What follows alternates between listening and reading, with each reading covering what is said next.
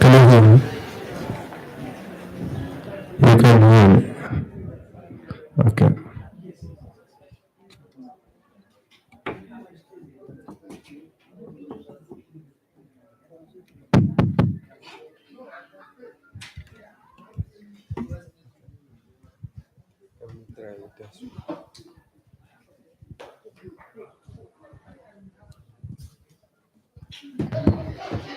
Hello? Hello?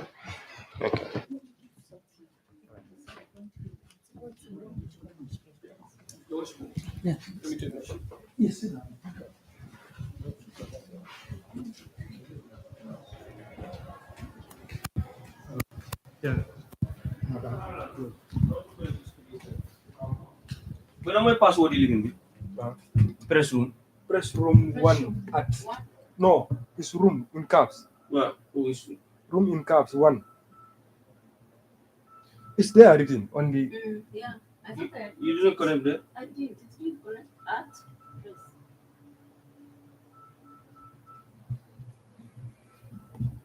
Hello.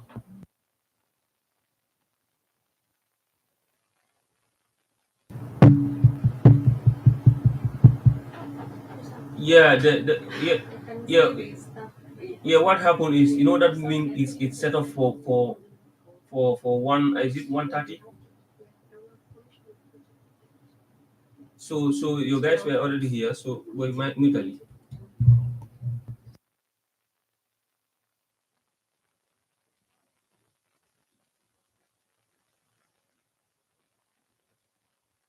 Good afternoon. Good afternoon.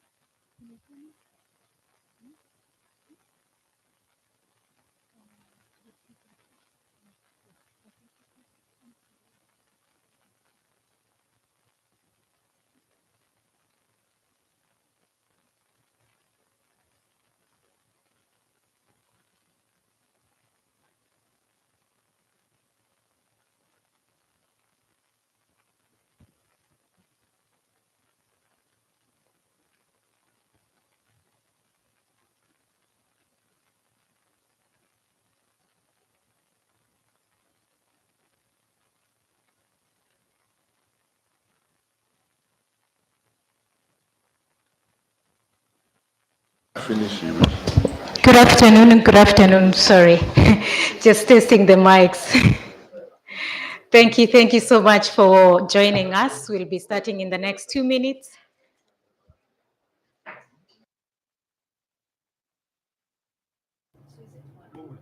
Okay. Connect. it's connected.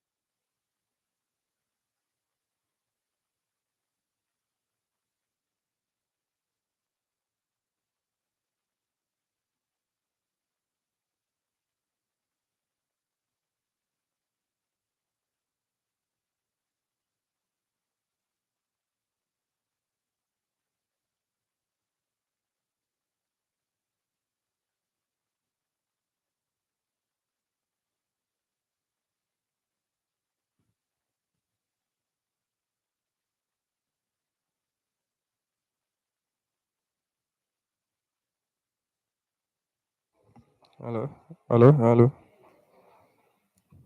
It's fine, right?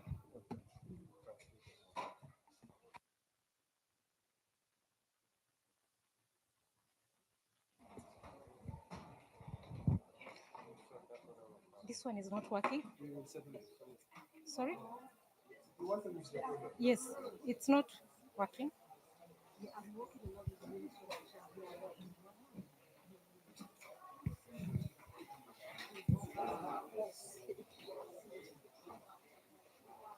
Good afternoon.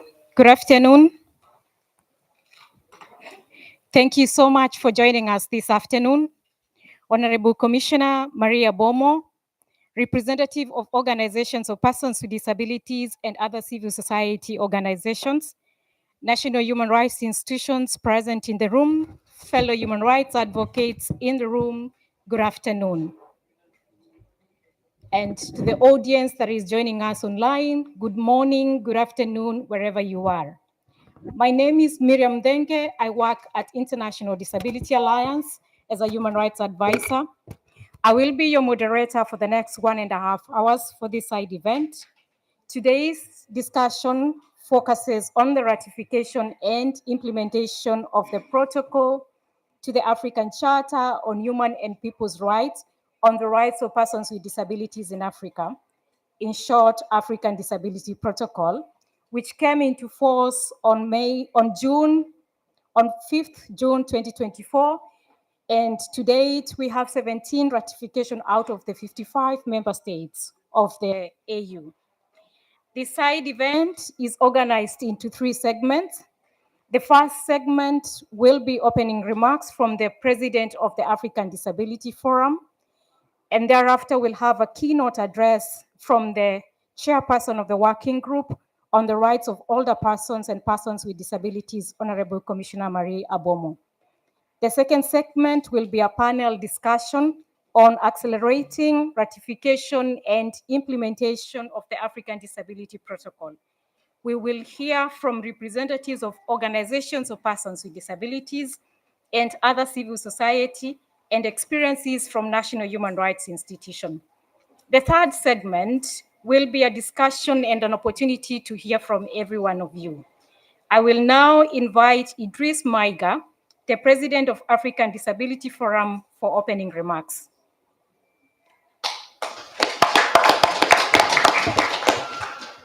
Merci beaucoup, Myriam.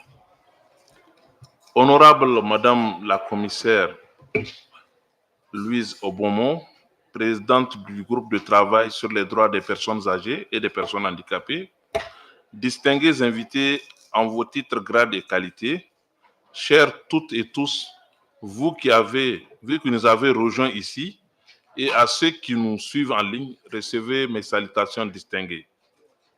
C'est un immense plaisir d'accueillir cet événement au nom du Forum africain des personnes handicapées, qui est la voix représentative de 80 millions de personnes handicapées en Afrique.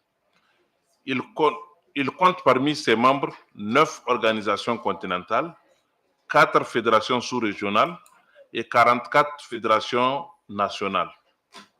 Notre objectif est de garantir tous les droits et leur inclusion en bâtissant un mouvement africain fort, uni et efficace. Nous sommes réunis pour célébrer le premier anniversaire de l'entrée en vigueur du protocole à la Charte africaine des droits de l'homme et des peuples relatifs aux personnes handicapées.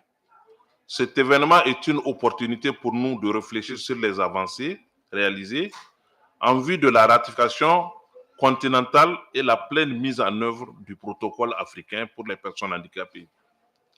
C'est aussi l'occasion pour toutes les personnes handicapées d'Afrique pour lancer un appel à la ratification. À ce jour, seuls 17 pays sur 55 États membres de l'Union africaine l'ont ratifié. Nous appelons à accélérer la ratification du protocole.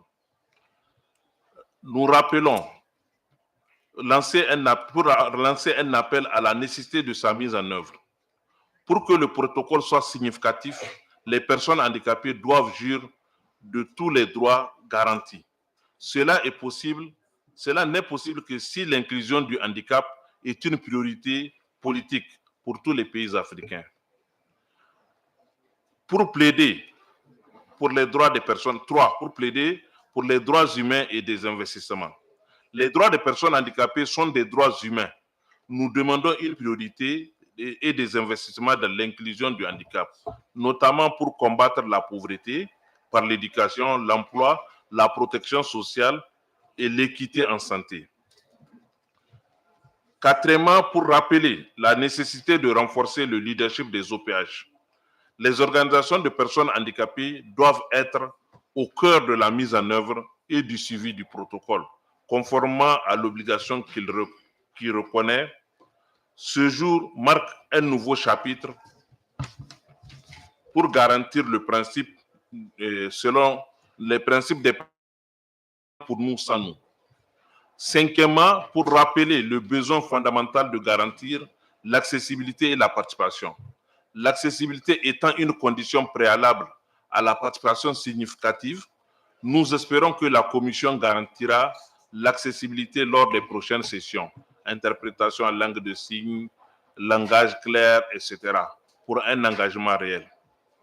Pour terminer mes propos, honorable Madame la Commissaire, distingués invités, je voudrais attirer notre attention sur deux documents importants en attente. Le rapport périodique, à savoir le rapport de l'État et les lignes directrices pour la société civile. Nous espérons que le processus de rédaction sera accéléré et que les OPH seront consultés de manière significative et intégrés au processus. Le Forum africain des personnes handicapées se réjouit d'établir un partenariat durable avec la Commission et le groupe de travail afin de garantir qu'aucune personne handicapée ne sera laissée pour compte. Sur ce, je vous remercie de votre attention et je voudrais solennellement, sous vos applaudissements, inviter l'honorable à délivrer les messages clés. Merci.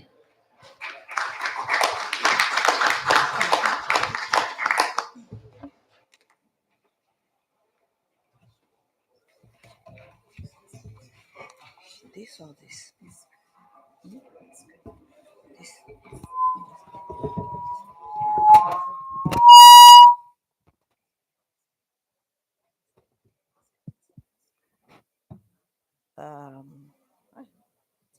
Do you hear me?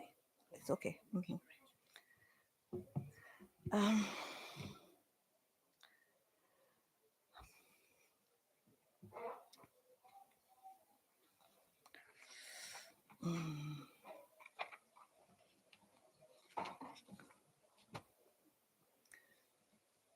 Monsieur Idriss Maïga, président de African Disability Forum, distingués invités, chers participants, mesdames et messieurs, je vous présente mes respects. C'est avec beaucoup d'émotion. C'est avec beaucoup d'émotion que je prends la parole ici. Parce que c'est un grand honneur qui m'est accordé de pouvoir vous parler. Avant que je ne vous délivre le discours qui a été préparé, je voudrais avouer que avant que je ne prenne en charge le groupe de travail sur les droits des personnes âgées et des personnes handicapées, je n'avais en réalité aucune idée de ce qu'est le quotidien des personnes vivant avec handicap. C'est au cours de ces 6 ans de mandat que j'ai pu comprendre, approcher quelle est votre réalité. Et je crois que c'est ça qui m'a donné le courage, avec les experts de mon groupe, de pouvoir travailler pour que nous puissions au moins arriver à la première étape, qui est celle de l'entrée en vigueur du protocole. Vous verrez que cette entrée en vigueur s'est faite pratiquement en 3 ans. Parce que quand je prends le groupe en 2020, il n'y a aucune ratification du protocole sur les droits des personnes handicapées. Et en 2024, nous avons l'entrée en vigueur. Nous avons travaillé d'arrache-pied, nous avons fait feu de tout bois et nous avons été écoutés par les États, notamment par le COREP. Ceci dit, je voudrais donc prononcer ces quelques mots pour, avec vous, réfléchir sur le thème de cet événement parallèle, qui est de faire des droits des personnes handicapées un engagement continental, qui, comme l'a dit M.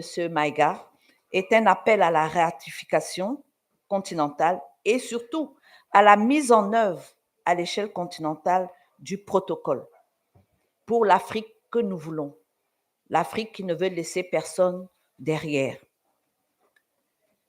Donc, 1 année et quelques mois après l'entrée en vigueur de ce protocole, il est nécessaire de marquer une pause et de regarder le chemin parcouru pour tirer les leçons et se projeter avec une vision claire des points d'action précis nécessaires à cette mise en œuvre.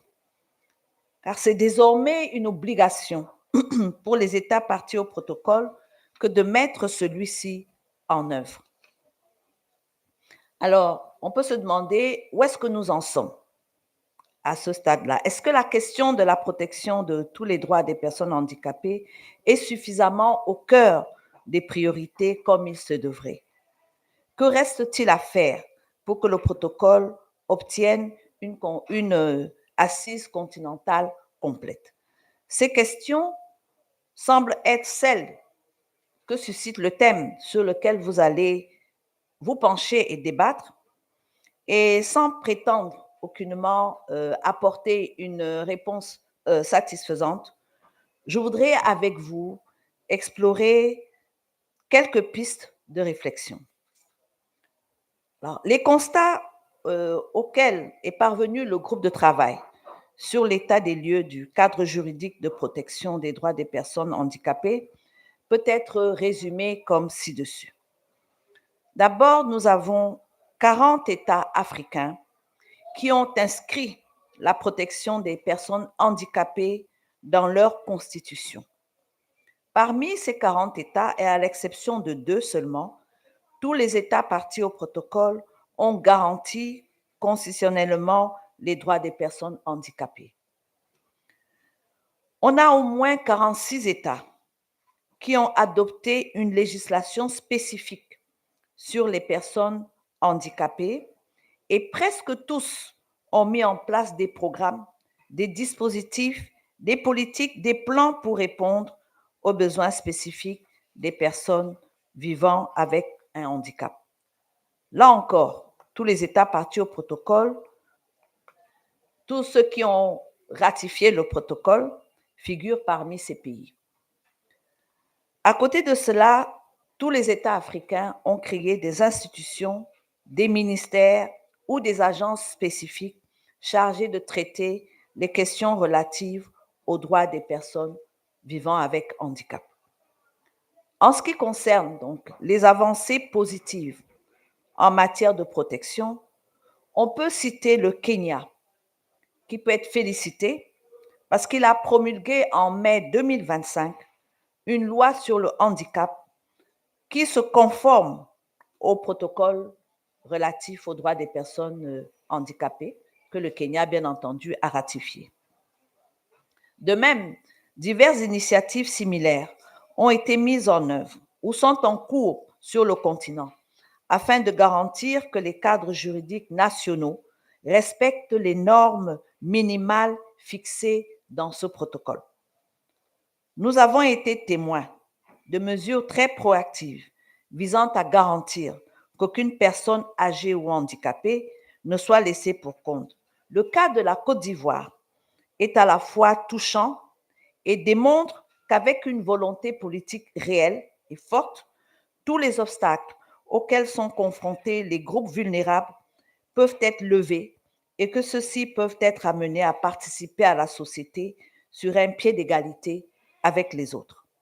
L'histoire ivoirienne mentionnée concerne un jeune handicapé qui a bénéficié de toutes les conditions nécessaires pour passer ses examens universitaires depuis sa chambre d'hôpital, car son état de santé lié à son handicap nécessitait son admission en clinique.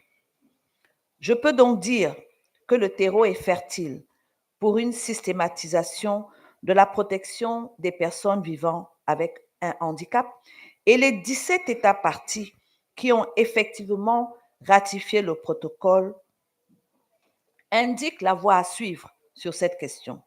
Il faut poursuivre et intensifier la campagne de sensibilisation pour la ratification de ce protocole par les 37 États africains qui ne l'ont pas encore fait, mais parmi lesquels beaucoup ont signé. Je prends l'exemple du Gabon, qui a signé les deux protocoles, l'un sur les personnes âgées, l'autre sur les personnes handicapées. Il faut donc intensifier la ratification, la sensibilisation, par exemple, pour que ce pays franchisse l'étape finale, qui est la ratification, suivie du dépôt des instruments de ratification. Des activités comme celles présentes sont à multiplier avec un plaidoyer plus concret auprès des décideurs et des forces vives dans les États qui sont capables de déclencher les processus internes de ratification du protocole. Il est indispensable de passer de la généralité et du diffus au spécifique et précis en étudiant méticuleusement les processus internes des États en ce qui concerne la ratification afin de toucher les acteurs pertinents capables de faire initier la marche vers la ratification du protocole. Cette stratégie doit mettre au centre de ses approches les organisations pour et des personnes handicapées qui sont les mieux placées pour tenir les éléments de langage et les actions pertinentes auprès des décideurs. J'ai vu ça au Global Disabilities Summit. J'ai vu quelle était la force de frappe des personnes vivant avec un handicap. À ce stade, je voudrais toucher un point qui semble évident, mais qui ne l'est pas en réalité. Il s'agit de la connaissance de ce protocole par nos États et par les populations, y compris les premiers concernés, donc les personnes vivant avec handicap. On estime à tort que les États ayant ratifié le protocole, ils sont systématiquement empreints de son existence et de son contenu. Mesdames et messieurs, ce n'est pas ce que dit le terrain, car bien des États et des décideurs en leur sein sont peu informés sur le protocole.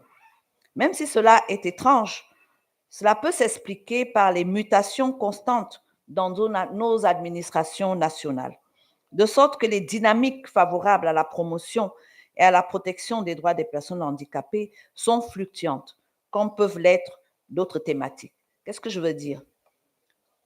Les ministres des Affaires sociales, les ministres en charge des affaires des personnes handicapées changent. Et ce n'est pas sûr que ceux qui arrivent sont au fait de la question. Il faut recommencer pour qu'ils puissent se mettre à niveau. C'est peut-être ça qui fait qu'il y ait des retards et qu'il y ait des incompréhensions. Donc, nous devons tenir compte de cela. C'est pourquoi les parties prenantes de la thématique du handicap doivent maintenir la vulgarisation du protocole afin que cette vulgarisation demeure permanemment vivante dans les débats nationaux et dans les sphères internationales pertinentes. Une idée simple à cette fin serait de publier autant que possible et partout le texte de ce protocole, par exemple. Pour ma part, et au niveau du groupe de travail, l'œuvre de sensibilisation et le plaidoyer pour la ratification continentale va se poursuivre avec plus de ferveur et d'expérience. Cela se fera en parallèle avec les efforts de soutien à la mise en œuvre du protocole et suivi de celle-ci. C'est dans cette veine que se situe le panel que j'organise d'ailleurs le 24 octobre et auquel je vous invite à suivre également.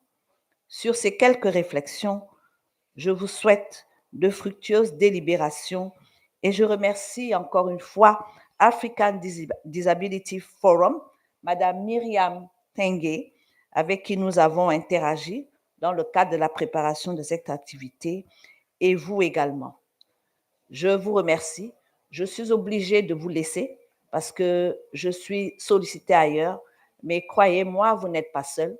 Madame Rigbe, qui ici est experte du groupe de travail sur les droits des personnes handicapées, elle est experte pour la zone Afrique de l'Est et elle pourra vous expliquer tout ce que vous voudrez comprendre. Je vous remercie. Que Dieu veille sur vous.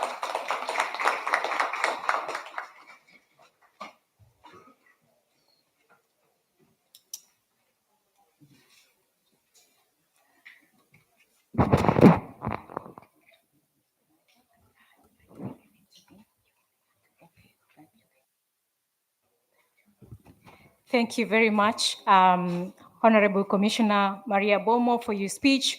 Thank you for noting the progress that has been made in the region, which is very encouraging, the good practice from Kenya. Thank you for noting the gaps that needs to be addressed, the importance of continuous campaigns and creating awareness on rights of persons with disabilities. And thank you again for calling for joint advocacy efforts towards continental ratification of the protocol as well as the full implementation. I would like now us to move us to the next segment of the side event, which is going to be a panel discussion. And this panel discussion is going to focus on how we can move forward the campaign towards continental ratification of the African Disability Protocol and the full implementation of the protocol in countries that has been ratified. I would welcome my panelists. I note that we are constrained with seats in the front and we'll take turns in terms of speaking. And therefore, I would like to welcome Madam Robina Alambuya to take the seat in the front. For the rest of my panelists, I'll be calling you in order of speaking because of the constraints of the space in the front. To start us off is Gracian Acapo. I'm an Anglophone, so forgive my French, who is going to speak about the ongoing national campaigns towards ratification of the African Disability Protocol in Togo. Please note that you have 7 minutes, and I will stop you exactly at 7 minutes because we are constrained time-wise. Please note that you have 7 minutes for your speech. Over to you, Gracian. Thank you. Merci beaucoup. Merci à tous et à chacun. C'est pour nous un honneur de partager avec vous le processus de ratification du protocole au Togo. Ce processus que je qualifie d'accouchement difficile, mais une chose est sûre, la délivrance est proche et c'est le plus important.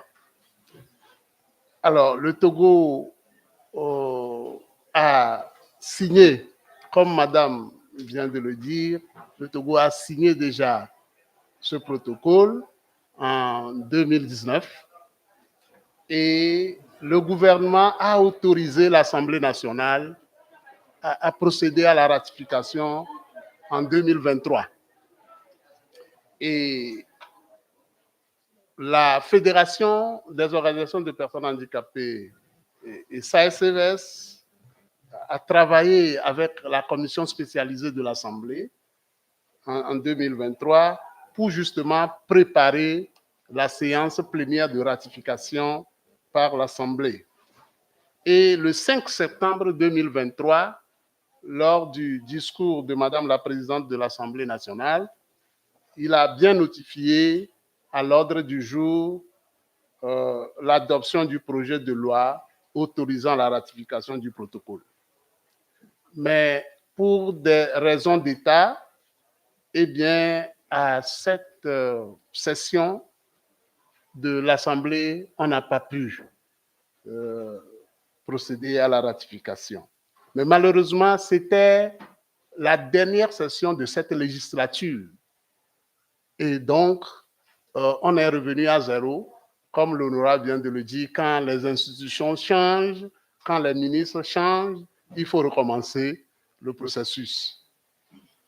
Alors, en 2025, nous avons plaidé avec l'appui de nos partenaires et particulièrement de SASVS pour que les engagements du Togo au sommet mondial puissent mentionner la ratification de ce protocole, et ce qui a été fait avec joie.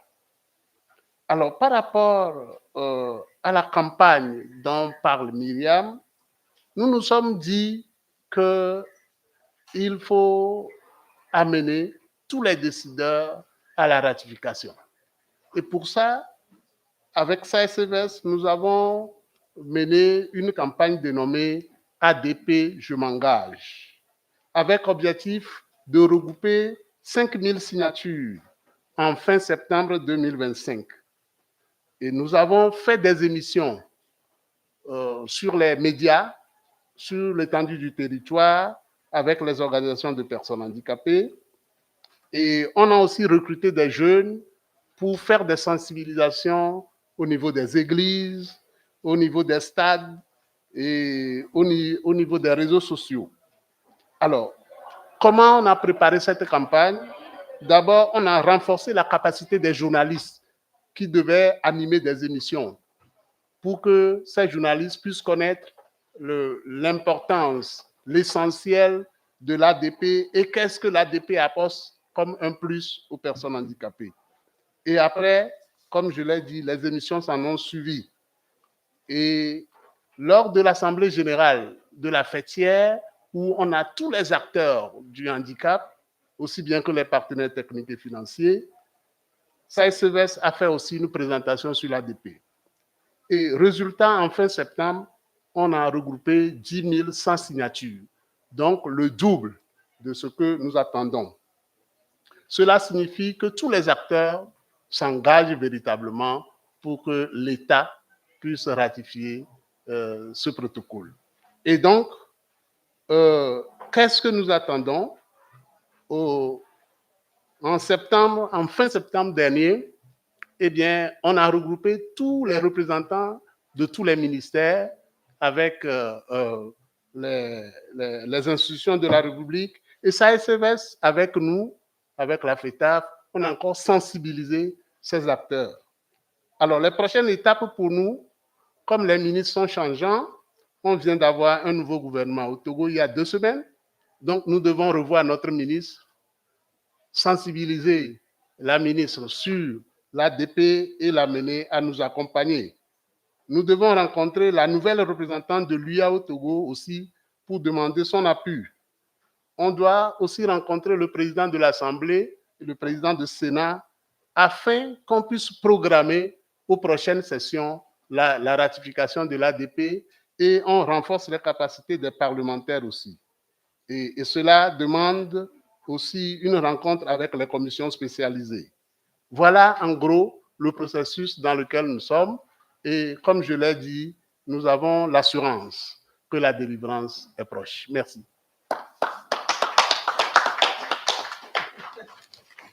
Thank you so much, Gratien, for ensuring that you're within the time allocation. I will not go back to repeat your points. I will spare this time for the next panelist and also to spare the time for our participants for the plenary. I will now move to the second panelist, His Worship Muhammad Krubalu, who is a principal magistrate and the chairman of the Gambia Federation of the Disabled and the Secretary General of West African Federation of the Disabled. He'll be speaking about the Gambia's journey towards ratification of the African Disability Protocol, opportunities and challenges. Over to you, His Worship. Thank you very much, Mariam, for the opportunity.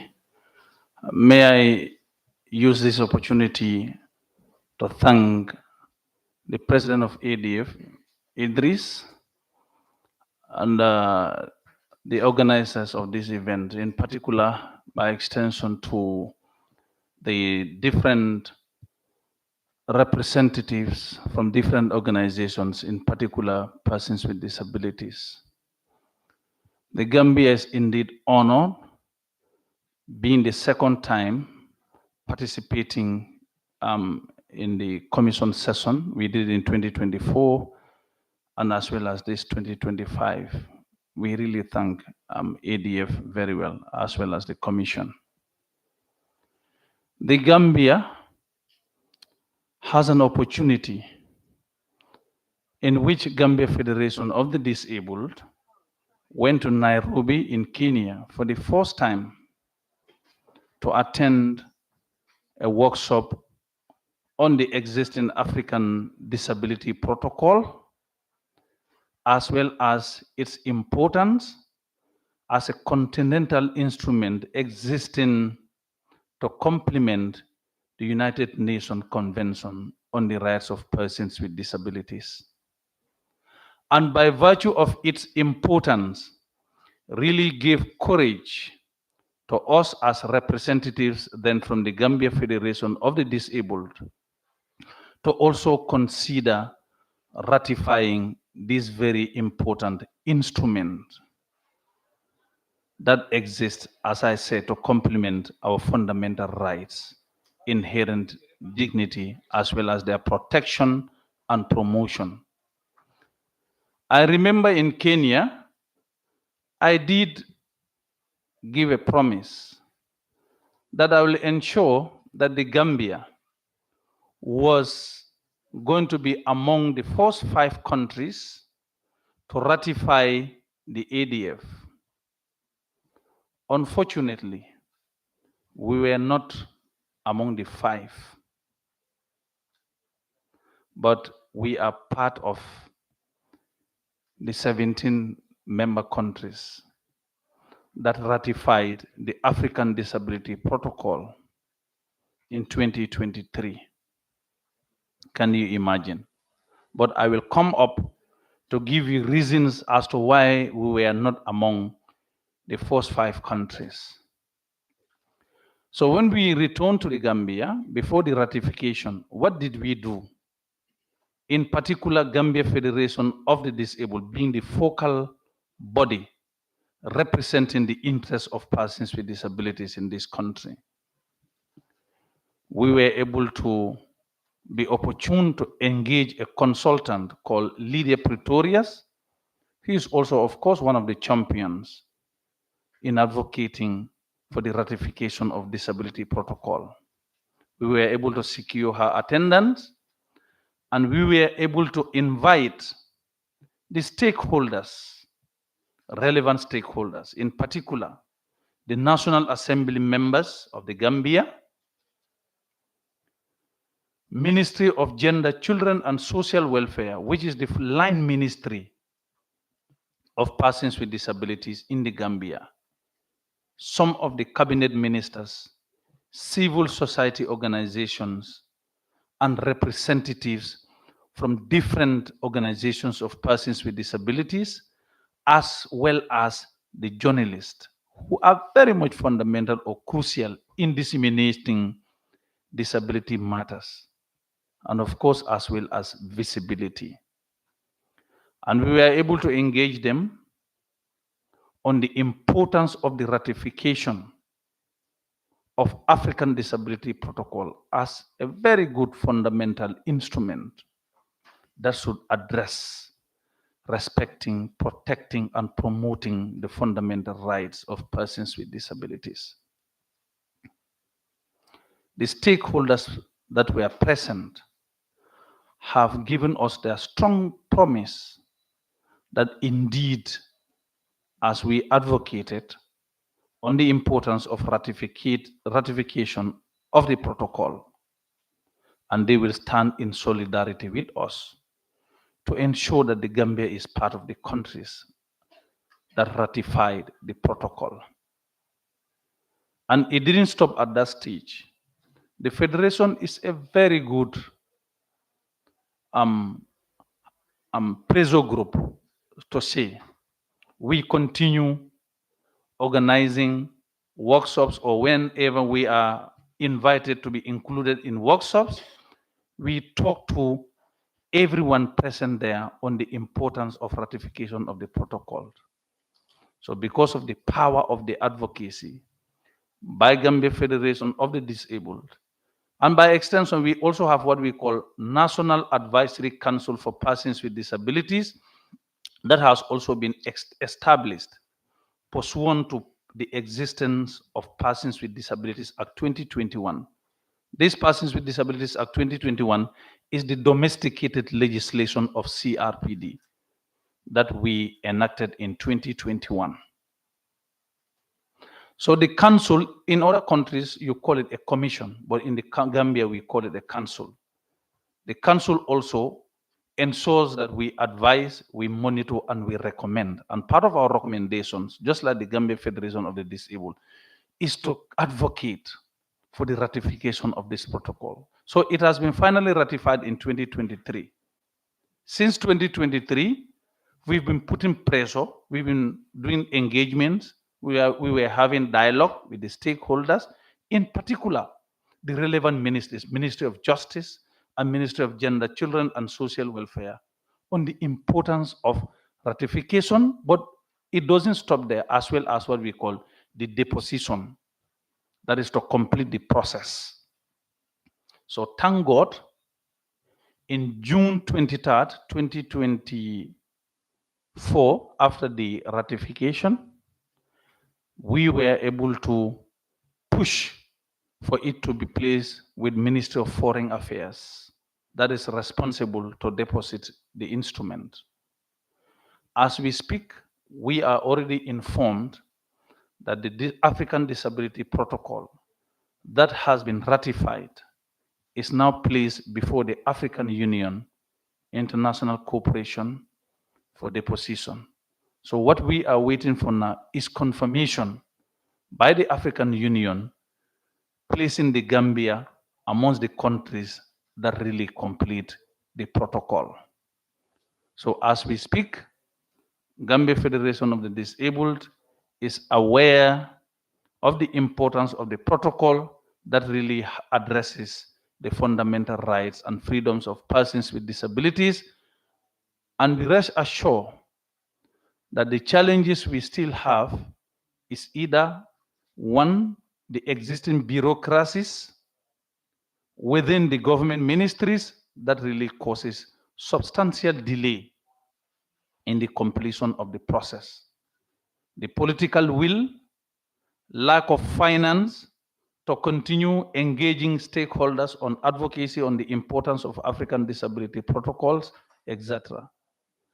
And of course, when the process is completed, the opportunities will be that stakeholders will indeed respect, promote, and protect the fundamental rights of persons with disabilities. Disability inclusion will be ensured at all stages. Persons with disabilities will be given opportunity to be included in the community. Our rights to education, employment, healthcare and health services, transportation, vocational training, habilitation and rehabilitation social support as part of social protection will all be adhered to. So in conclusion, be rest assured that the Gambia as a country, as well as Gambia Federation of the Disabled and National Advisory Council for Persons with Disability, shall continue to stand in solidarity with persons with disabilities to ensuring that we coexist and we are included in the society. Thank you very much. Merci. Thank you so much, His Worship.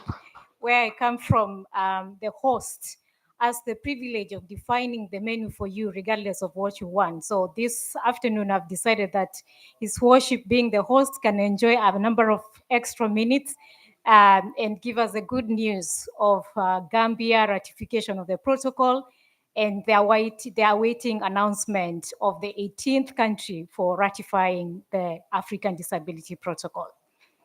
Both His Worship and Gracia have spoken about the importance of engaging stakeholders throughout the process of ratification and the campaigns towards ratification of the protocol.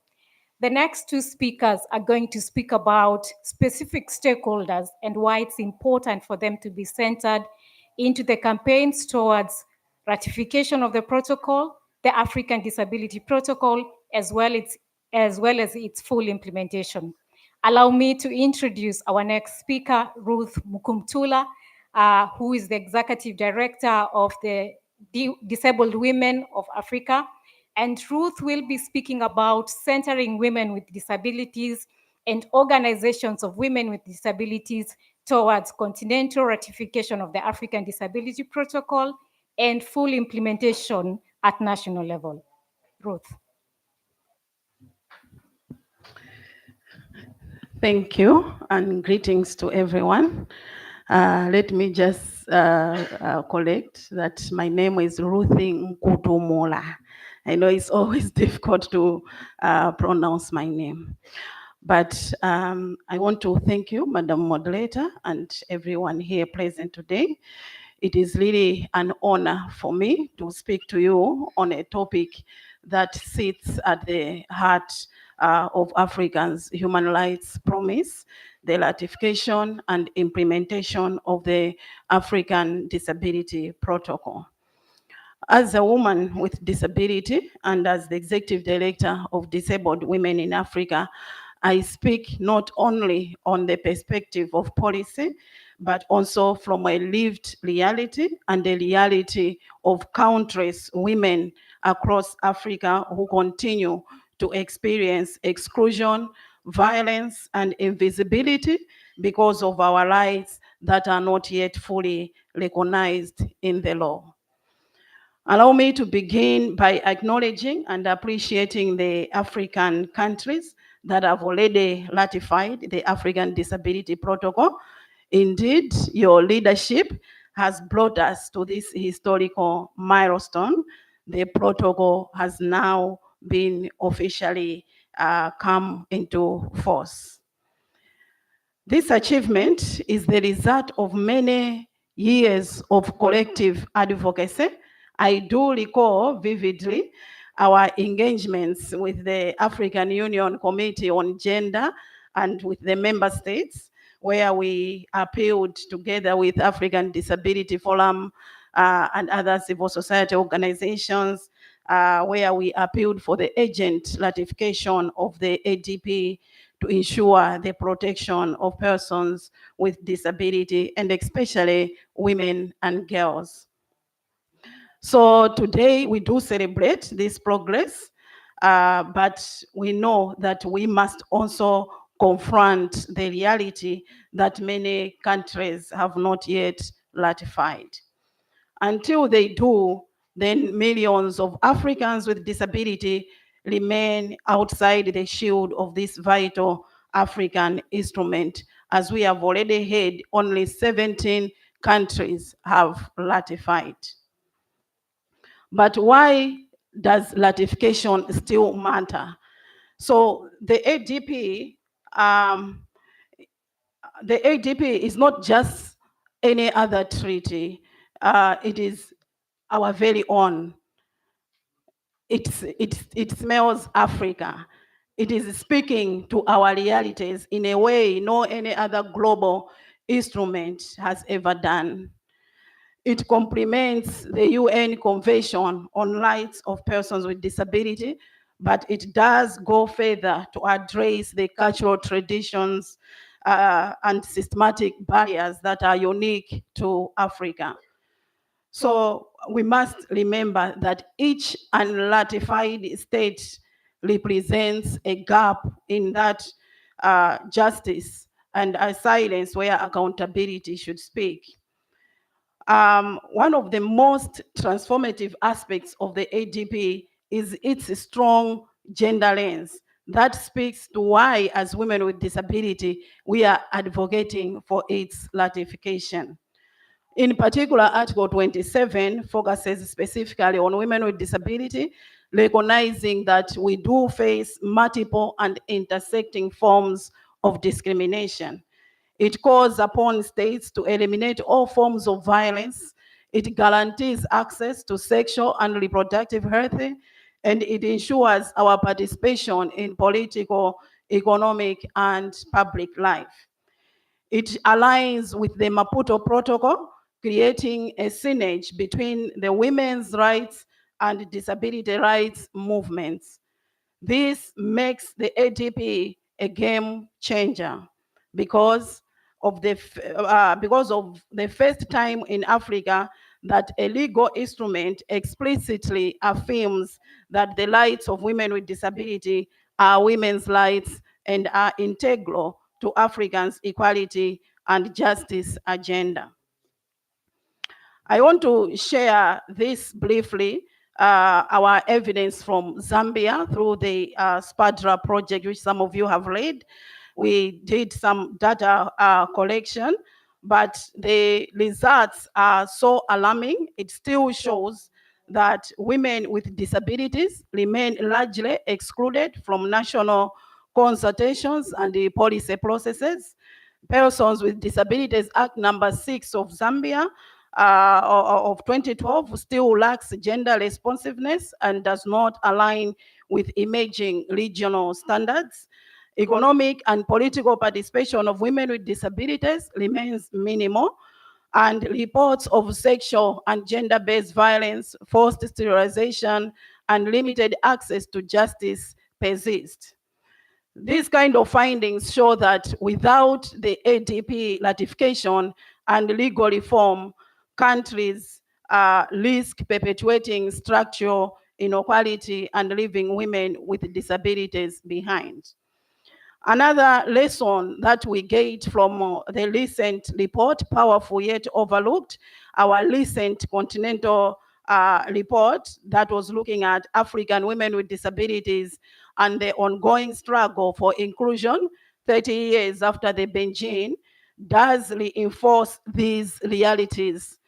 And largely in Africa, women with disabilities, it reveals, are still absent from feminist tables. They are still underrepresented in leadership and are invisible in development agenda. So the ADP does provide a powerful collective framework that recognizes our agency, our leadership, and our right to participate equally in Africans' transformation. But then this will remain a theory until member state translates this commitment into ratification, but also implementation. Were you telling me it's over? All right, thank you. Let me conclude. Therefore, our call to action really is the calling all governments and parliaments that have not yet ratified to act now.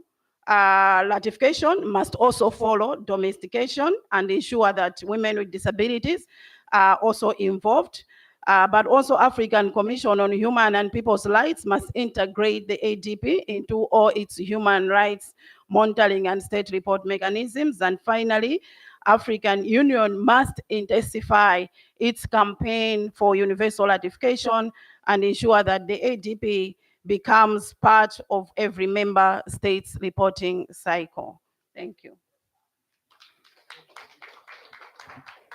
Thank you so much, Ruth.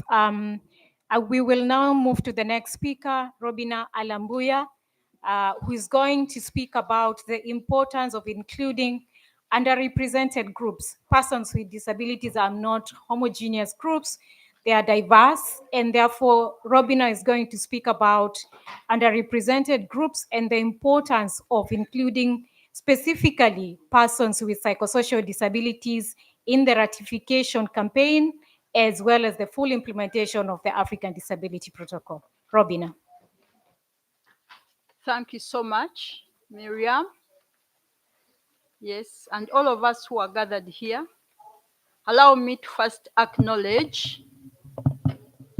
Thank you. First of all, I do acknowledge God for his gift of life. I wouldn't be here today. I'm a survivor of many things. I acknowledge him for the gift of one another, that we are able to relate as human beings. And in this case now as Africans, together with our friends from other continents. Thank you so much for being around today. I do also would like to appreciate the Africa Disability Forum. Our president is here, and I have seen many of our board members. I do acknowledge the presence of Disabled Women Africa, DIWA, because I'm a woman with disability, psychosocial disability, and now I also have multiple due to the accidents. I appreciate the International Disability Alliance. Miriam, you are here. And many others who I may not have seen. International Disability Alliance has also been very key in growing the advocacy of persons with the psychosocial disabilities and other underrepresented groups. Many of you here have met some of our friends. We participated a lot from the bridge trainings. Yes, and the International Disability Alliance made efforts to see that the underrepresented groups are always brought on board in the trainings. I really do appreciate the team from the International Disability Alliance. Allow me also to appreciate the ICJ, the International Commission of Jurists, that made effort to make sure that I'm here today. You wouldn't have seen me. Persons who come from the underrepresented groups, we need people to be very deliberate, strategic, and specific in making sure that we access what many times forums that we are not, where we are never represented. So I appreciate you so much with all the partners, not forgetting the Transforming Communities for Inclusion Global, a global organization of persons with sexual disabilities that connected me to ICJ. Thank you. Now, I would like to begin as we talk about the Africa Disability Protocol. Personally, I have always appreciated our leaders who came up with this vision. The vision that is brings the Convention on the Rights of Persons with Disabilities back home. So I appreciate our African leaders, including leaders in disability movement. Join me to appreciate them. We wouldn't be here today if the Africa Disability Protocol was not there. Can we appreciate them? All our leaders for the vision. Now, when we talk about the underrepresented groups, we are a diverse population, including the younger people with disabilities, the women. Ruth has talked about the girls and women. We have those refugees, people that have been displaced. We also have, among the persons with disabilities, we have specific groups that have remained underrepresented for decades. I'll just mention a few because as we know that it is very disability keeps on changing. So we have people with sexual disabilities that I'm representing now, but we also have many others like people, the deaf blind. Many times we don't find them here in many forums. We also have, of course, we have our friends from the albinism group, because many do not understand. We also have people with multiple disabilities, because they cannot mention that you belong to this group, so they remain underrepresented. Just to mention like a few people with cerebral palsy. Yesterday we had one of our sisters speaking. You rarely find them. So now, as it is said that how the underrepresented groups can play a great role or get engaged in these campaigns.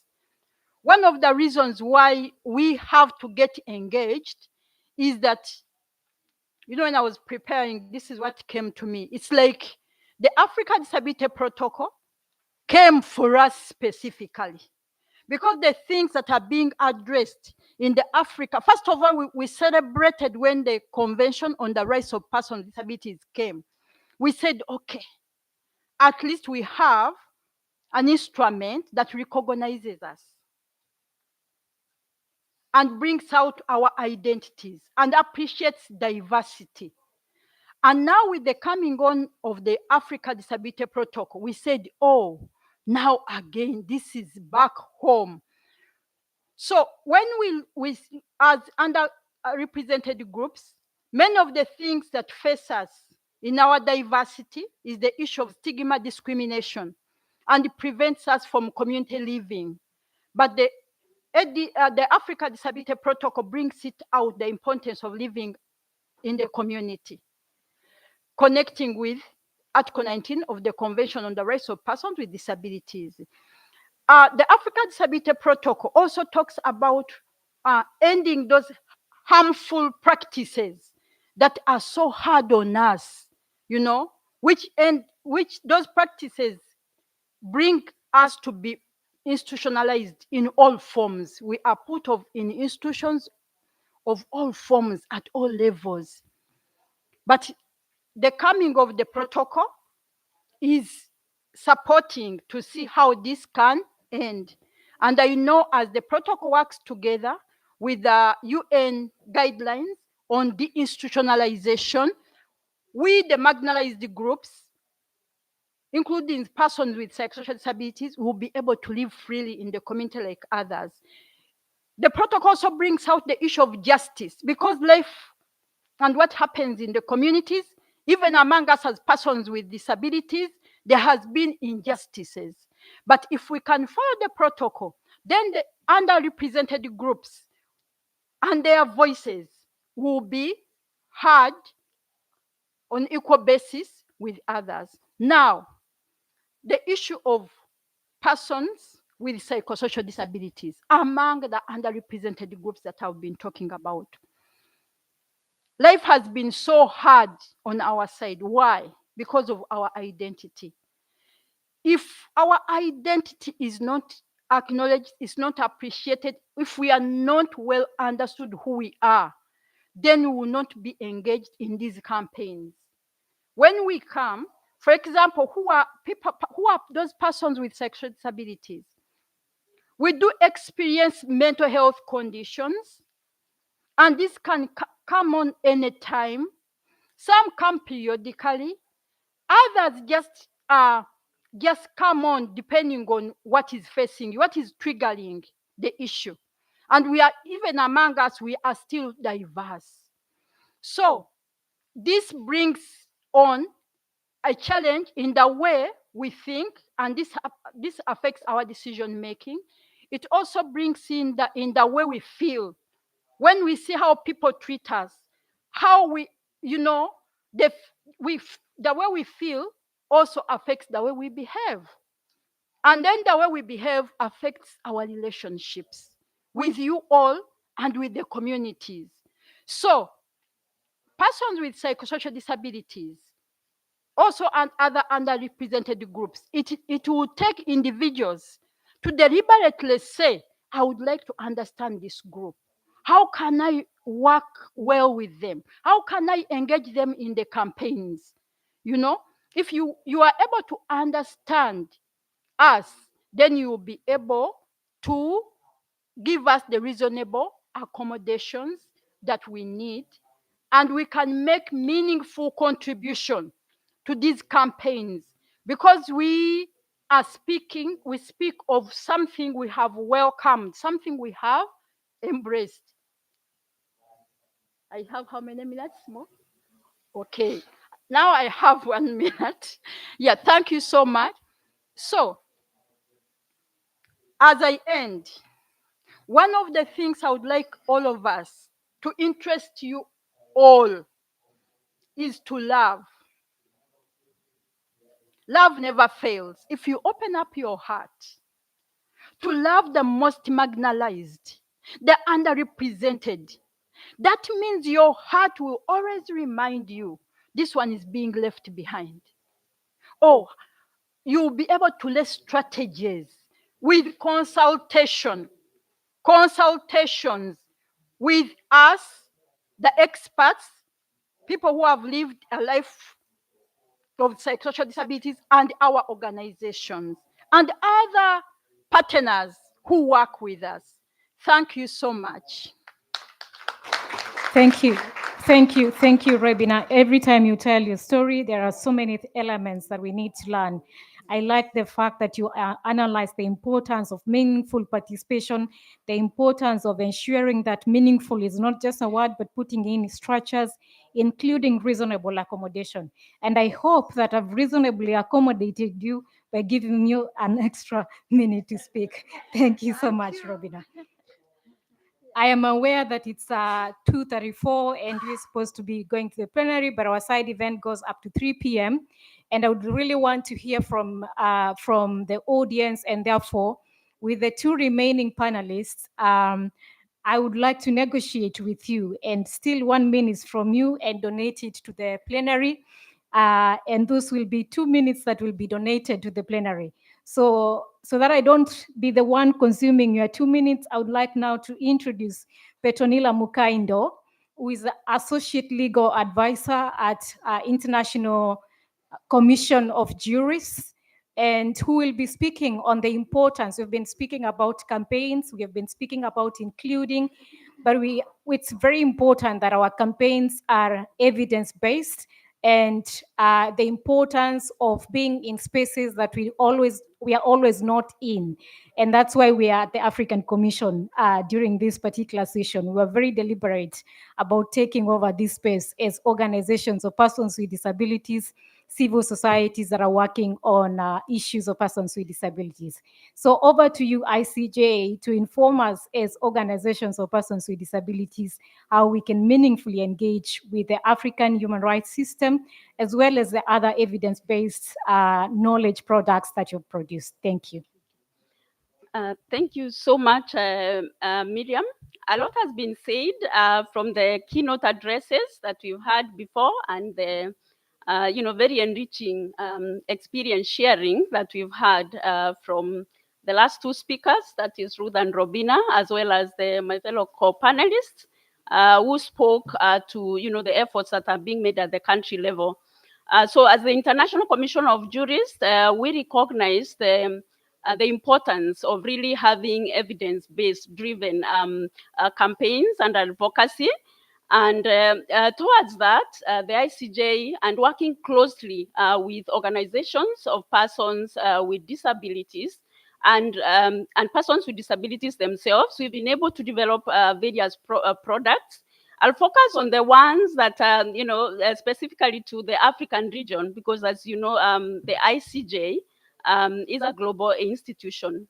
So as recent as this year, some of you may have attended. I see a number of faces here who attended the launch of this product on an opportune moment, realizing the rights of persons with disabilities in Africa, which focus on sub-Saharan African states' implementation of the Convention on the Rights of Persons with Disabilities. That is one of them, and we have also had more country-specific researches that have been carried out, including one on access to justice for persons with disabilities in Kenya. And I would like to invite all of us to be able to engage with these products, because these are not just publications. These document the lived realities. They delve deeper into analyzing the laws and policies. And by doing so, the ICJ has actually been able to uncover how how a number of countries actually still lag behind in terms of the laws, and how some laws still hinder access to justice for persons with disabilities. The researchers uncovered how persons with intellectual and psychosocial disabilities face heightened discrimination, especially in the justice system. Robina has mentioned that. How sexual and reproductive health rights of women and girls with disabilities remain constrained by laws and attitudes. Ruth just spoke to sterilization and other challenges. So through these researches, we have also documented positive change. Kenya was given as an example of, some of the positive steps that have been made. We also have progress that have been documented across other countries, how laws or amendments have been made to conform to the CRPD and now the ADP, that is the African Disability Protocol, but also how some progressive judgments from the courts have served to promote the rights of persons with disabilities in a seemingly static legislative environment. So we've had cases of judgments that have actually been able to go ahead of the law and judges to pronounce themselves in a more progressive manner. But these results are mixed, because we also have jurisprudence that is quite not up to par with the provisions of the ADP and the CRPD, and which has called then for the strengthening of capacity for judicial actors and other justice actors in order to be able to promote the rights of persons with disabilities in accessing the justice system. Now, besides the trainings, we've developed a number of, we also specialize in developing handbooks or toolkits. Currently, we have developed a toolkit, which is in draft form, for organizations of persons with disabilities in engaging with the African human rights mechanisms. And this is supposed to, in a very simplified language, be able to give strategies, to explain to civil society, to individuals and persons with disabilities on how they can be able to engage the African human rights mechanisms. And I encourage you, we'll be having a side event later this Thursday in the morning. I encourage all of us to be able to attend that event so that we can be able to have one of the first consultative forums on this draft toolkit that will go a long way towards encouraging the engagement of organizations of persons with disabilities with the African mechanism. But also noting that actually, as we stand, there are very few cases, for instance, very few cases that have been decided at the African human rights system, but also very few organizations actually have observer status before with the African Commission. So also leveraging on its observer status, the ICJ remains at hand to work with partners and organizations of persons with disabilities and the Commission to be able to contribute to soft law instruments, and that includes resolutions. And more recent was the first resolution under the ADP and in conjunction with partners and organizations of persons with disabilities. As I continue towards the end, is that we have been having regional convenings to facilitate experience sharing across actors, across jurists, across lawyers, judges, practitioners, persons with disabilities across Africa. And one of the more recent ones, which was mentioned, was the one held in Nairobi in May this year, in which there was an outcome document named the Nairobi Declaration on Access to Justice for Persons with Disabilities. And in this document, one of the things this declaration recognized is number one, called for the ending institutionalization, detention, and confinement of persons with disabilities based solely on their actual or perceived impairment. The need to develop and strengthen community-based reintegration, care, and support systems for persons with disabilities. It addressed the issue of multiple and intersectional discrimination and barriers faced by women and girls with disabilities in accessing justice.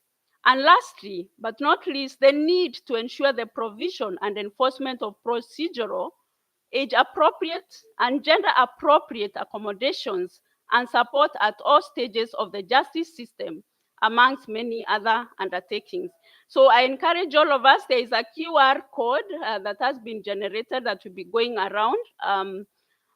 So I encourage all of us to be able to get to access that particular declaration and be able to see, to engage with the recommendations. And these are not just recommendations, these are resolves that have been endorsed by many organizations, some of who are here, and which is the outcome document of engagement of persons with disabilities, and a very useful advocacy tool.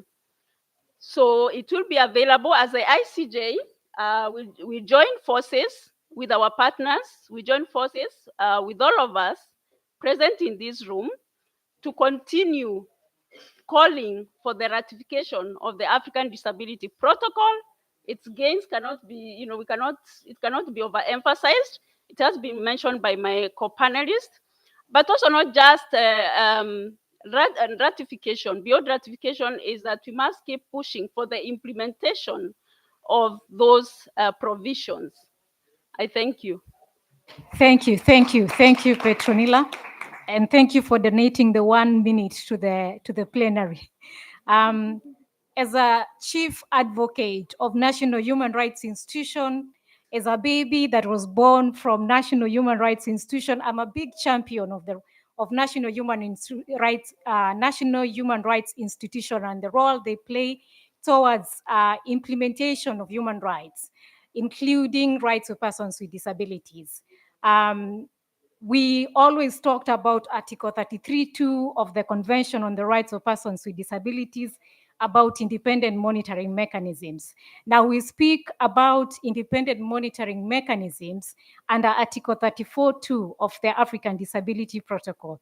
We are privileged to have former commissioner, she remains a commissioner, Commissioner Rigbe from the Ethiopia Human Rights Commission, and she's also an independent expert and one of the independent experts of the Working Group on Rights of Older Persons and Persons with Disabilities.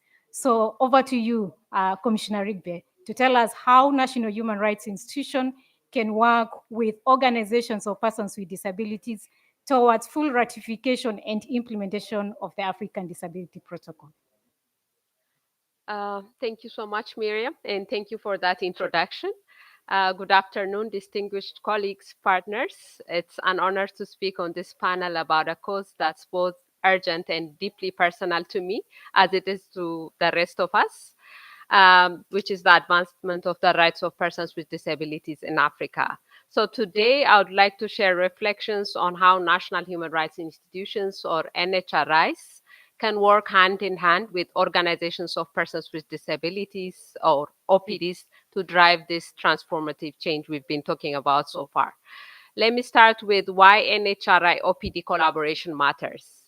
NHRIs are uniquely positioned to monitor, promote, and protect the rights of human rights at a national level, including the rights of persons with disabilities. And OPDs, on the other hand, represent persons with disabilities who are the rights holders and they bring lived experience, as it has been shared, expertise, and grassroots legitimacy.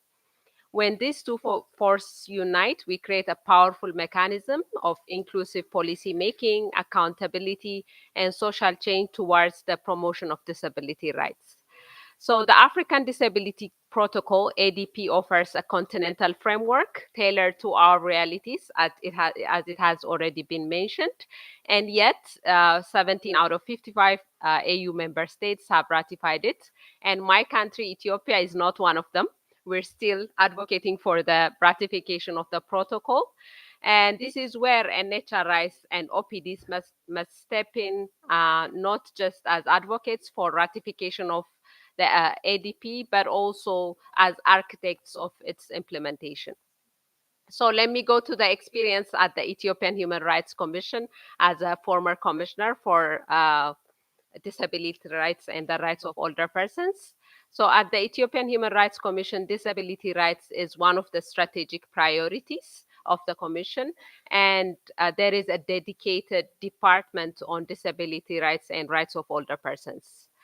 And let me mention some of the commission's collaborations with OPDs. And one of them is consultative forums with OPDs. We have regular consultative forums. We regularly convene with OPDs to inform our monitoring, advocacy, reporting, including also on the ratification of the ADP. And their insights shape our recommendations to the government, to the parliament, but also to regional mechanisms and international mechanisms. We also consult with them when choosing our priority areas. And the other is, as members of the Commission's civil society platform, OPDs actively contribute to fostering ongoing partnerships, not only with the Commission, but also with other civil society organizations working on human rights. We have provided training of trainers for leaders and members of OPDs on human rights frameworks in general, but also on disability rights.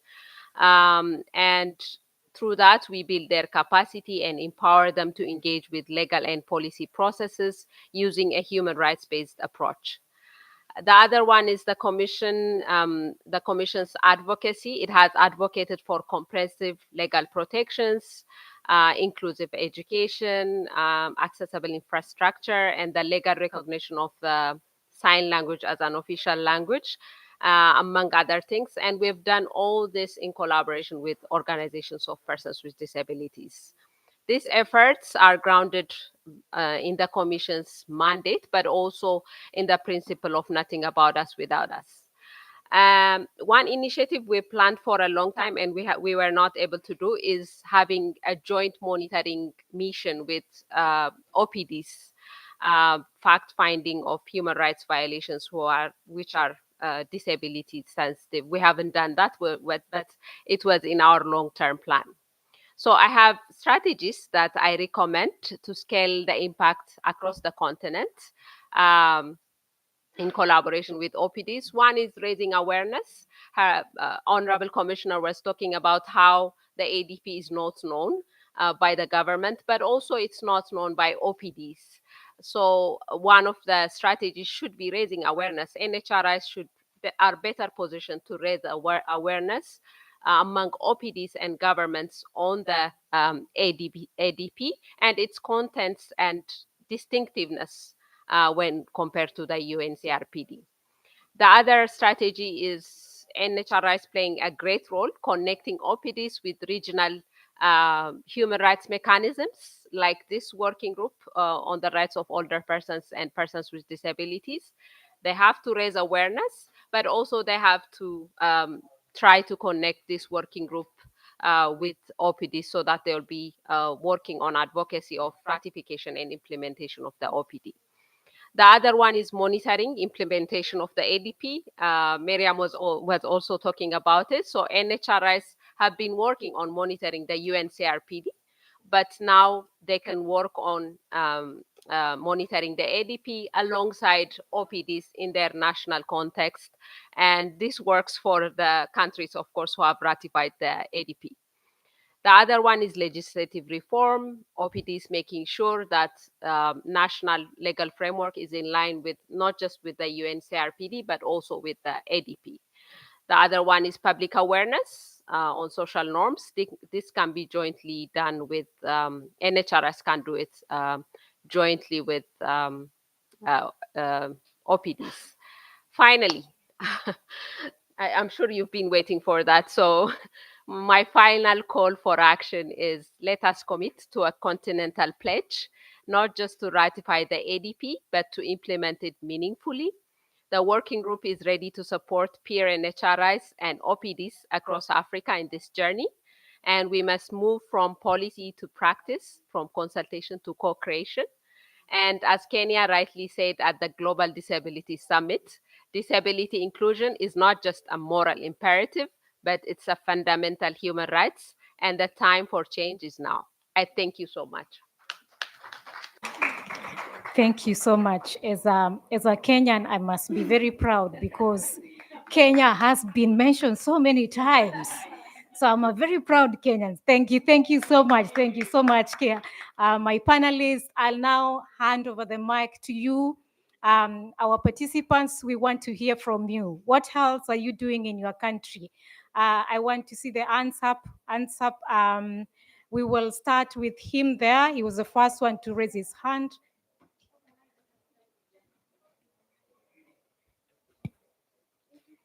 I see 5. Is it 5? Yes. Thank you. Ayasu, I see you. Yes. Okay. Yeah. Okay. All right. Thank you. Thank you. Is it Miriam? Yes. And then thanks to the panelists for your presentation. Very good ones. And I really appreciate the presentations. But I just have a concern probably for the whole disability community. It's like we've been talking to ourselves for the very long time, and we are not kind of engaging the general human rights community. Because if I look into this room, it is just ourselves. We've been listening to ourselves. Who are we expecting to take action? The others who are not in this room. So just an advice, like a suggestion to all of us, that we need to start going into mainstream advocacy spaces. For example, we had the NGOs forum where all human rights institutions were there. And we were saddened we only had a panel on albinism. That's the only disability discussion that came. Others just mentioned it in random, but there were no concrete discussion. Like these conversations should be happening at those spaces. Those are the people we want to listen. Those are people who make decisions, like take decisions and make things move. But if you continue to listen to ourselves, that means we are just going to be going around a circle. So I think my advice or suggestion is for us to start dominating the mainstream advocacy spaces and make use of such places. Thank you. Thank you, sir. Ayasu? Yeah, Ayasu first. Ayasu, then this gentleman in the front. Yes. Moi, je suis. Okay. Donc, merci beaucoup, Myriam, pour la modération de ce side event qui est d'une importance capitale pour nous. On dit souvent que celui qui est en bas, c'est lui qu'on pousse pour aller en haut. Celui qui est en haut, on le maintient en haut pour qu'il ne dégringole pas pour descendre en bas. Mais le constat que je viens de faire à une très importante conférence, cette rencontre de la Commission africaine des droits de l'homme et des peuples, et certains doivent le faire avec moi à la cérémonie d'ouverture de ce matin. Tous les discours qui sont passés sont revenus sur les protocoles à la charte qui ont connu déjà d'avancées, notamment la charte de la jeunesse, le protocole de Maputo et d'autres. Mais les protocoles qui viennent d'entrer en vigueur, notamment le protocole africain sur le handicap, je ne sais pas si beaucoup ont fait ce constat. Je ne l'ai pas senti dans les discours de ce matin. Moi, c'est vrai qu'on dit que l'inclusion ne se négocie pas dans les discours. Mais les discours sont des expressions de la volonté pour construire l'inclusion à travers des actes. Et j'aurais souhaité ou suggéré que le groupe de travail fasse un effort pour que les prochaines rencontres, que ce soit les rencontres, les sommets des chefs d'État de l'Union africaine ou les rencontres des différentes commissions, qu'on revienne sur ces protocoles parce que c'est des espaces à investir pour aller vers la ratification et la mise en œuvre de ces protocoles. Merci beaucoup. Thank you, Ayasu. The next person, you have 30 seconds, please. Ok, merci beaucoup. Je voudrais dire deux choses. La première, c'est que nous sommes actuellement en train de faire le plaidoyer pour la mise en œuvre pour la ratification du protocole. Je voudrais attirer l'attention qu'il faudrait que nous ne perdions pas de vue la nécessité de tirer aussi auprès des dirigeants la mise en œuvre des actions concrètes en attendant l'élaboration ou bien l'adoption définitive du protocole. Parce que une chose est certaine, nous connaissons nos politiciens, nous sommes en train de tirer comme ça, mais après que ce sera ratifié, nous allons encore faire de longs plaidoyers avant que la mise en œuvre ne commence. Donc, je voudrais attirer l'attention que dans nos pays, nous puissions faire aussi obtenir des actions concrètes à l'endroit de l'amélioration des droits des personnes handicapées. Deuxième chose, en quelques secondes, je voudrais aussi attirer l'attention de ce forum sur le fait que le groupe des personnes handicapées s'est élargi avec un certain nombre de handicaps qui ont été considérés, notamment les personnes de petite taille et les personnes atteintes d'albinisme. Donc, dans nos actions de plaidoyer, dans nos différents pays, dans nos fédérations, je souhaite que nous n'oublions pas ce type de handicap dans les différentes actions que nous menons. Merci. Thank you. There's a gentleman at the back. The gentleman at the back. Thank you. Thank you very much. Okay. Thank you very much. I sense my input is related to what he just said. And I am new in the discussion, and I really appreciate that I am here, and I have really learned quite a lot. I think that's what also the chairperson of the working group actually said when she started 6 years ago. She didn't realize how much she didn't know. So it's just the same with me. I think in terms of language, one of the things that I'm struggling with is when people, it's a professionalized language. When everybody says implementation, I'm really like wondering what does that translate to? And they think we need to call a spade, not just say garden two, when we mean maybe a garden fork or whatever. I was in one meeting on the consultation of traditional leaders and faith leaders on the SEVWAG, the Convention on the Elimination of Violence Against Women and Girls.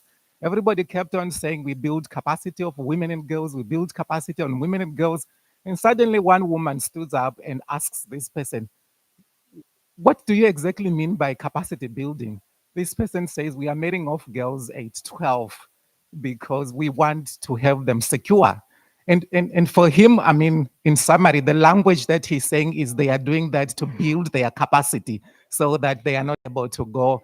And so when we say implementation, I think it's important to just mention exactly what we want these countries to actually do. Yes, ratify, implement, but it becomes a loaded word. I think if we can break it down, that could help a bit. Thank you. The gentleman on the door and the lady next to the first speaker. Thank you. Good afternoon. My name is Abdullah Aoba. I'm representing the Gambia Federation of the Disabled. My view is that if you look at the room, we are the few lucky ones out of thousands PWDs. How many of us are in the street begging? How many of us are at home at a corner, couldn't go to school at a young age? So these are things that we have to look in. We need to do more advocacy. We need to stand firm to make sure that we push our agenda. And we need to hold the public sector and stakeholders accountable to involve us in decision making and policy frameworks. as and when necessary. These are important keys that we have to push for. Thank you. Thank you. You can give him the mic, Mali, Union of the Blind, but I'll strictly give you 30 seconds because it's exactly 3 p.m. It's 2 minutes past 3 p.m. Ok. Please. 30 Bonjour. seconds. Bonjour tout le monde. Je suis Hadi Barrier, le président de la Fédération malienne des associations de personnes handicapées et le représentant des personnes handicapées au sein du Parlement. Je remercie beaucoup pour l'organisation d'une telle chose. Je fais mien le constat de Ayasu, le grand frère Ayasu, qui a fait un bon constat. À ce titre, moi, j'aimerais qu'on s'appésantisse sur quelque chose.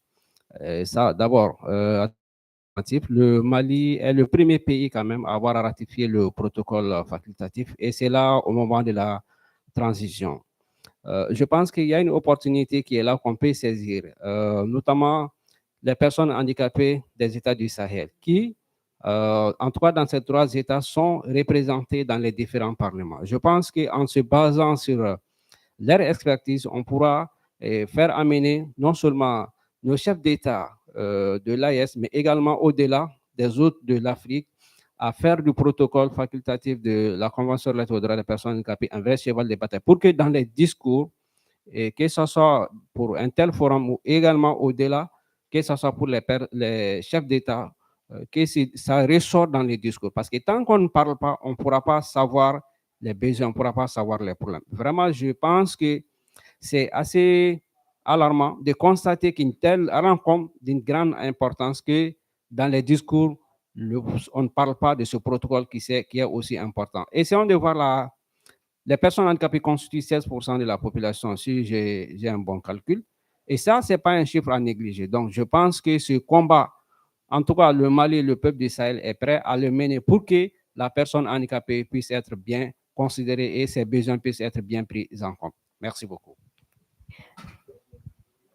Thank you. I'm not ignoring you, but you're going to be the last one to speak. I'm going to shift the mic to the mainstream space. I'm doing that because we've been asked to ensure the mainstream space hears our voice. So the next speaker is from Kenya Human Rights Commission, the one at the back. You'll be the last one to speak. Sorry. We are moving to the mainstream space because we've been told to move to the mainstream space. Thank you. My name's Martin Mavenjana. Then first and foremost, let me take the opportunity to thank the panelists for the excellent presentations. My question is centered around, so what efforts or what can different governments in different jurisdictions do to create a conducive environment for persons with disability? And the reason why I say that is, yes, in many African countries, we do have progressive laws, but when it comes to actually, for instance, accessing public buildings, you realize that very many public buildings have not yet made it conducive for persons with disability to actually to access them.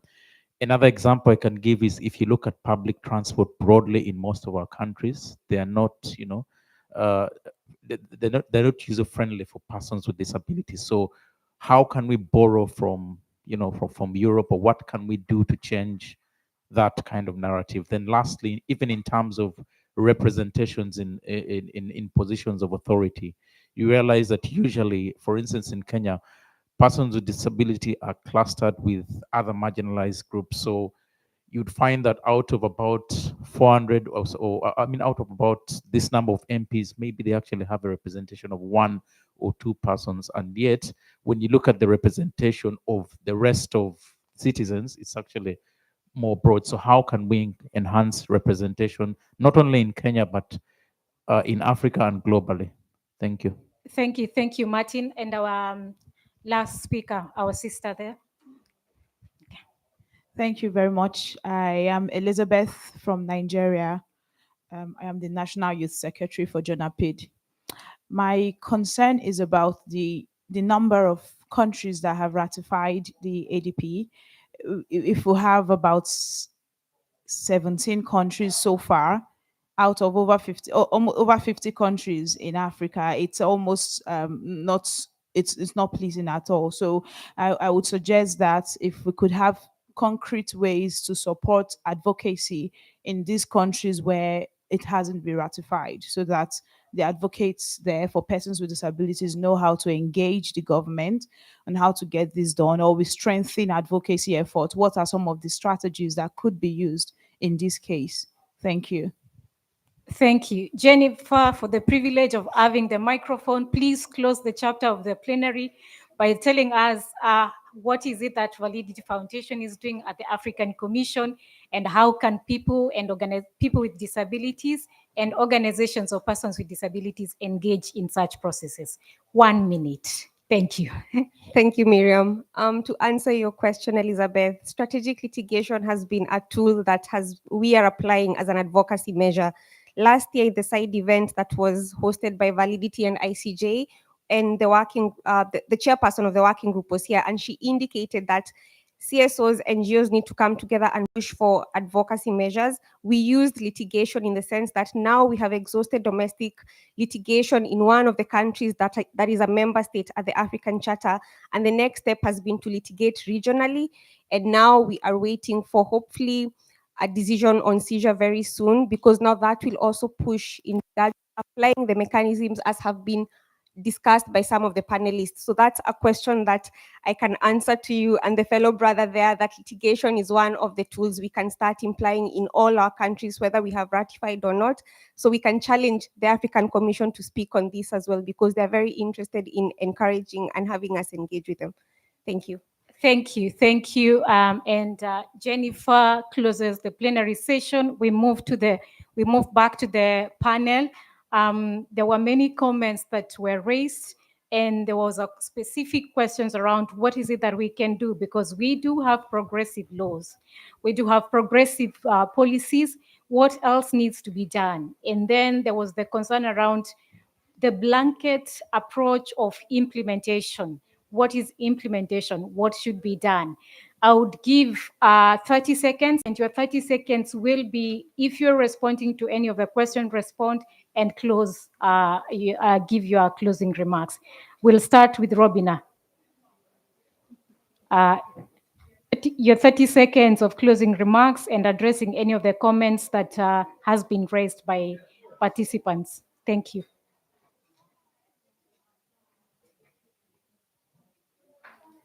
Thank you so much. I think the issue of, I will just say something little about implementation.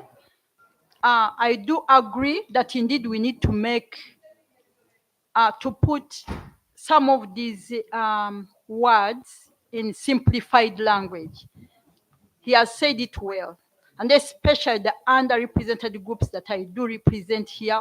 First, we work with simplified language, easy to read, and that means we'll be able to be it is inclusive, whether for all of us. So I do agree with that, and it's a call to each one of us, wherever we are, to use simplified language or easy to read language if you are writing, to also put an easy to read. That will support everyone who is finding things very complicated. And as I conclude, I talked about the underrepresented groups, the fact that we have intersecting barriers to our involvement and engagement. One of the things that's still under the underrepresented, we should always consider those in the rural communities, as we talked about, that many opportunities have passed them, including education, so they cannot easily access. Thank you so much. Thank you, Robina. Commissioner Rigbe, you have 30 seconds, and I'll stop strictly at 30 seconds. Closing remarks, please. Thank you so much, Miriam. I just want to talk about accountability and the state's duty to ensure accountability, but it should go hand in hand with raising awareness. Sometimes we focus on one thing and then we leave the other, but I think they should go hand in hand. And I want to emphasize collaboration between NHRIs and OPDs. They have different mandates, and it will be a great collaboration to come together and advocate for the ADP. So I'll just close with that. Thank you so much. Thank you. Everyone. Thank you so much, Commissioner. Ruth, 30 seconds, please. Yeah, thank you. So I think one of the things that I see powerfully working is the way we work together, the collective advocacy over the years, and also even in generating the evidence in terms of how we can influence our member states to really go for this ratification. So I would say that every year that passes without us ratifying, it means denial of justice, it means exclusion in economics. It shows that women and persons with disability in general will continue to face injustice. So we need to come together and we need to show as much evidence as possible and engage and work with the mainstream to really advocate for these changes. Thank you. Thank you. Petronila? Yeah, thank you.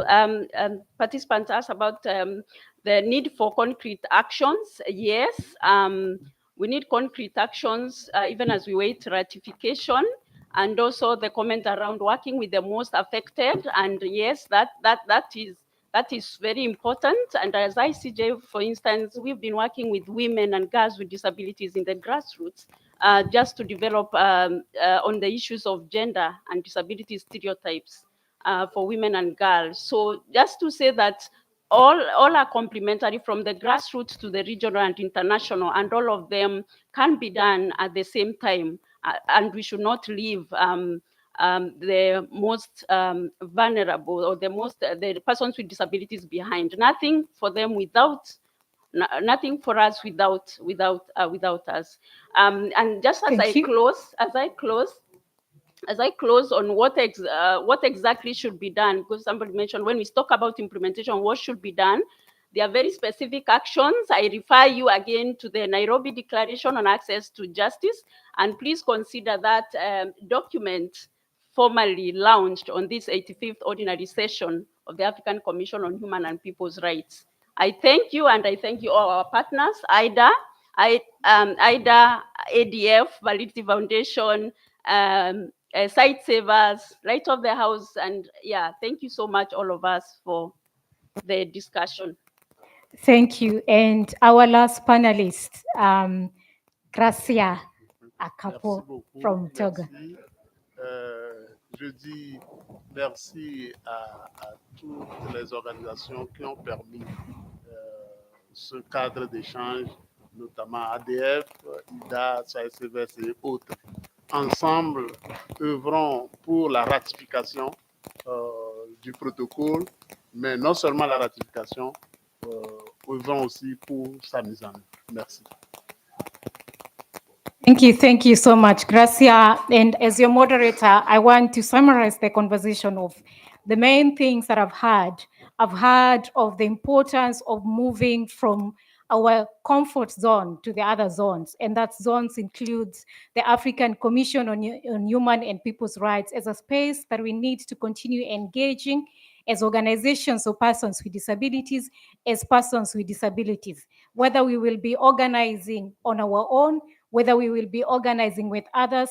Collectively, we must use all the approaches, because a twin track approach is what is going to move us from rhetoric to action, from just spoken words to actual implementation.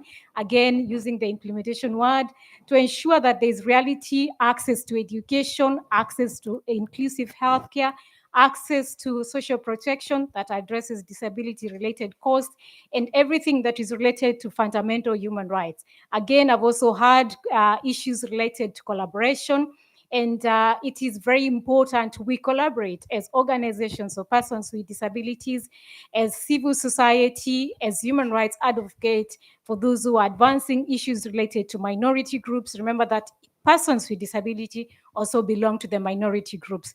Those who are addressing issues related to torture, remember that persons with disabilities are also subjected to torture. Those who are addressing issues related to education, remember that children with disabilities also need to learn. And those who are addressing to issues related to healthcare, remember that persons with disabilities also require healthcare.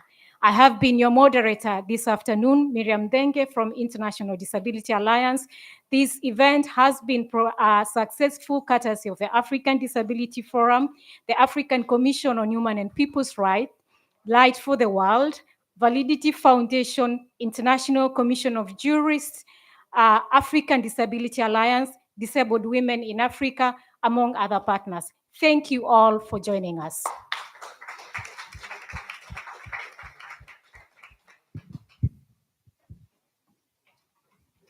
So you do strategic litigation at the commission or where? Yes, or national level? everywhere, even at the UN. Okay. Because Yes. Jalil, I am a very important person now. no, I didn't know that. I don't talk much.